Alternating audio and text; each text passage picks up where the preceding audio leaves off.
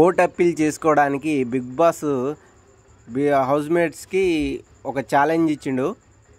అయితే ఈ ఛాలెంజ్కి అవినాష్ సంచాలకుడుగా వ్యవహరిస్తాడు. మిగిలిన హౌస్మేట్స్ అందరూ ఈ ఛాలెంజ్లో పాల్గొనడం జరుగుతుంది.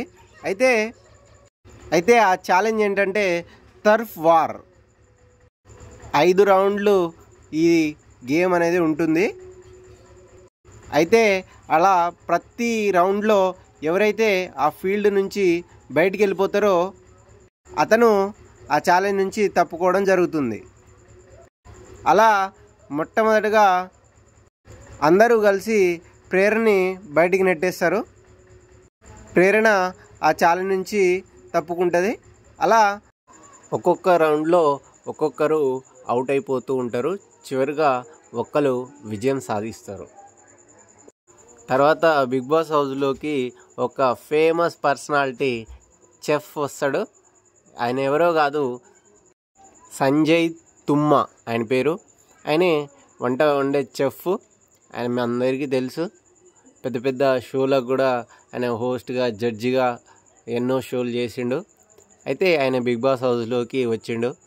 రాగానే అతను చేసిన పని ఏంటంటే క్లీన్ చేసిండు. అక్కడ ఉన్నటువంటి గ్యాస్ అవన్నీ ఉంటాయి కదా, వంట చేసే గదిని క్లీన్ చేసిండు. ఆయన వంట మాస్టర్ కాబట్టి రాగానే అక్కడ ఉన్న పరిసరాలను అంతా క్లీన్ చేసిండు.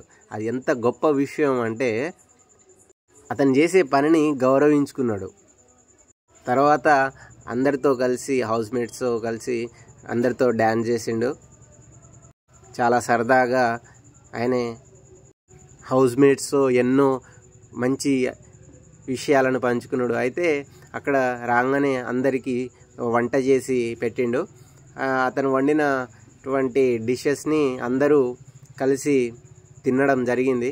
అయితే అతను ఒక మాట అంటాడు, మంటలో పడితే అది ఏ వస్తువు అయినా సరే చెడిపోతుంది, కానీ ఒక్క బంగారము మరియు మనం తినే ఫుడ్డు, ఈ రెండు మాత్రమే మంటలో పెట్టినా సరే చెడిపోదు, అద్భుతంగా బయటికి వస్తుంది అని ఒక గొప్ప మాట అన్నాడు. అదేవిధంగా హౌస్లో ఉన్నటువంటి గౌతమ్ అండ్ నిఖిల్, వీళ్ళిద్దరి మధ్యలో ఉన్నటువంటి ఆ మంట ఏదైతే ఉందో, ఆ గొడవ ఏదైతే ఉందో దాన్ని కూడా తీయగా మార్చిండు. ఆయన వండినటువంటి ఆ డిష్ని వాళ్ళిద్దరూ కూడా ఒకరినొకరు తినిపించుకున్నారు. వాళ్ళిద్దరూ ఒకరినొకరు హగ్ చేసుకున్నారు. తర్వాత సంజయ్ తుమ్మ, ఆ చెఫ్ ఎవరైతే ఉన్నారో అతను ఏమడుగుతాడంటే ఎవరికి మటన్ ఇష్టం అని అంటే అవినాష్ చేతులెత్తి నిలబడతాడు. నాకు ఇష్టమని, నాకు తెలుసు నీకు ఇష్టమని అని ఆయనతో సరదాగా ఆయన మాట్లాడడం జరుగుతుంది. హౌస్మేట్స్ని 2 టీములుగా చేసి, అండ్ ఒక టీంలో రోహిణి, గౌతమ్, ప్రేరణ అండ్ విష్ణుప్రియ ఒక టీంలో ఉంటారు. ఇంకొక టీంలో నబిల్, నిఖిల్ అండ్ అవినాష్ ఉంటారు.